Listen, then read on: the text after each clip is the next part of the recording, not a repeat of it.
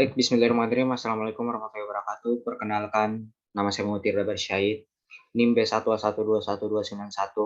Di sini saya akan menjelaskan tugas meet yang diberikan dari Ibu dosen Ibu Asrianti Jawa, yaitu dalam analisis produksi jangka pendek terdapat beberapa tahapan produksi. Sebutkan dan jelaskan tahapan-tahapannya dengan menggunakan kurva produksi pada slide 2. Pertanyaan selanjutnya, jelaskan pula hubungan antara marginal produksi atau MP dan average produksi atau AP, dan tunjukkan bagaimana menentukan output yang menyebabkan marginal produksi sama dengan average produksi. Baik, lanjut ke pertanyaan pertama. Sebutkan dan jelaskan tahapan-tahapannya dengan menggunakan kurva produksi pada slide kedua. Dapat lihat pada slide kedua, di situ pada titik A, di mana L yang digunakan 0L1, marginal produksi mencapai titik maksimum. Pada titik kurva TP mengalami perubahan kecekungan dari cekung menjadi cembung. Titik A tersebut disebut sebagai titik belok atau inflection point. Poin kedua, pada titik B di mana L yang digunakan adalah 0L2, marginal produksi berpotongan dengan AP atau average produksi, di mana average produksi maksimum. Pada poin ketiga, pada titik C pada gambar tersebut, TP mencapai titik maksimum pada L3. Marginal produksi sama dengan 0. Lanjut ke pertanyaan selanjutnya. Jelaskan pula hubungan antara marginal produksi dan average produksi. Baik, produk marginal atau marginal produksi yang disingkat dengan MP adalah peningkatan output yang dihasilkan dari peningkatan satu unit dalam jumlah tenaga kerja yang digunakan. Dan average produk atau yang disingkat dengan AP adalah total output yang dibagi dengan jumlah kerja yang digunakan. Baik, pertanyaan selanjutnya.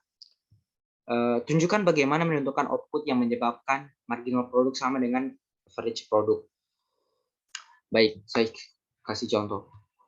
Pada perusahaan mobilan telah menambah beberapa karyawan baru yang untuk musim liburan untuk memenuhi permintaan pelanggan. 10 karyawan dapat membuat 20 mainan dalam sehari. 11 karyawan dapat membuat 24 mainan dalam sehari. 12 karyawan dapat membuat 25 mainan dalam sehari. Dan 13 karyawan dapat membuat 25 mainan dalam sehari. Berapa jumlah karyawan yang optimal untuk perusahaan mobilan atau toys tersebut? Nah, dapat dilihat di sini dari 10 hingga 11 karyawan dapat memproduksi 24. 24 di sini adalah 11 karyawan dikurangi dengan 10 karyawan yang dapat memproduksi 20 mainan dalam sehari, sehingga 24 kurang 20 sama dengan 4, sehingga peningkatan produksi dari